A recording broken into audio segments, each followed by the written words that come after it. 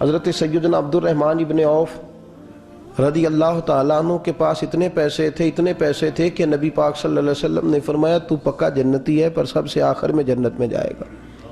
حضور میری غلطی، فرمایا جتنے پیسے ہیں اتنا حساب بھی تو دینا ہے نا۔ جس کے پاس صرف ہینڈ کیری بیگ ہوتا ہے نا وہ فٹافٹ باہر آ جاتا ہے، اور جس کے جتنے زیادہ بیگ ہوتے ہیں اس کو اتنی دیر چین پہ کھڑے رہ کے انتظار کرنا پڑتا ہے۔ تو فرمایا کسٹم بھی تو نے ادا کرنا ہے نا بھائی، نکل کے آنا ہے اس جنگل سے، تو کیسے جائے گا؟ جتنا مال ہے اتنا حساب دینا ہے۔ تو حضرت عبد الرحمن ابن عوف بڑے مالدار تھے، 80 ہزار درہم تو آپ کے انتقال کے بعد آپ کی ازواج کے حصے میں آئے تھے، اتنے تگڑے مالدار تھے۔ اور دینے کا انداز یہ تھا کہ اپنی بیوی اور بچوں کو کھلی چھٹی تھی، کہتے تھے جو جس کا دل کا ایک کھاؤ، ایک دن میں 5 الگ الگ کھانے بھی تم پکانا چاہو تو تمہیں اجازت ہے۔ کنجوس نہیں تھے، بخیل نہیں تھے، لیکن خود جب کھانا کھاتے تھے تو دال کو پیس کر شوربہ بنا کر اس میں روٹیاں بھگو کے کھاتے تھے۔ لوگ پوچھتے کہ جناب ہمارے لیے سارا کچھ ہے، بخیل بھی آپ کوئی نہیں، مالدار بھی، یہ کیا کر رہے ہیں؟ تو فرماتے تھے سرید کھا رہا ہوں، یہ کھانا میرے محمد کی سنت ہے صلی اللہ علیہ وسلم۔ فرمایا یہ کریم کا طریقہ ہے، میں وہ طریقہ، میں فرض محبت ادا کر رہا ہوں، کسی کی ادا کو ادا کر رہا ہوں۔ یہ میرا انداز ہے، میری ذات کے بارے میں میرا یہی انداز ہے۔ سرکہ کھا رہے تھے تو بیٹے نے کہا ابا جی آپ کیوں کھا رہے ہیں، کتنے دن ہو گئے آپ نے بھنا ہوا گوشت نہیں کھایا، تو کھائیں۔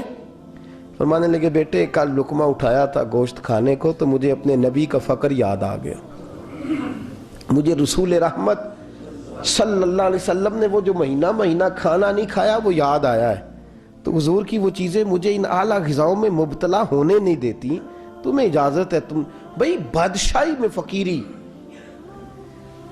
آج لوگوں کے پاس اتنا کچھ ہوتا نہیں جتنا کچھ وہ اپنے آپ کو دکھانا چاہتے ہیں، دکھانے کا معاملہ ہو گیا ہے، بلکہ قرض اٹھا کے لوگ اپنے آپ کو بڑا کر کے پیش کرتے ہیں، حالانکہ ایسا ہوتا نہیں۔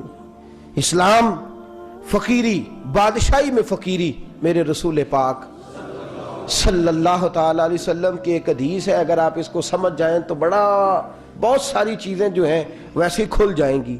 ایک صحابی نے کہا حضور میرے جسم کو سکون نہیں، وجود کو سکون نہیں، ظاہری وجود کی بات کی، تو حضور نے فرمایا ازہد فی الدنیا فریح القلب والجسد، فرمایا دنیا سے دل دور کر لے، ازہد فی الدنیا، دنیا میں زہد کٹھا کر لے، دنیا داری سے ذرا اپنے دل کو دور کر، اللہ تیرے وجود کو بھی سکون عطا کرے گا اور تیرے دل کو بھی سکون عطا فرمائے گا۔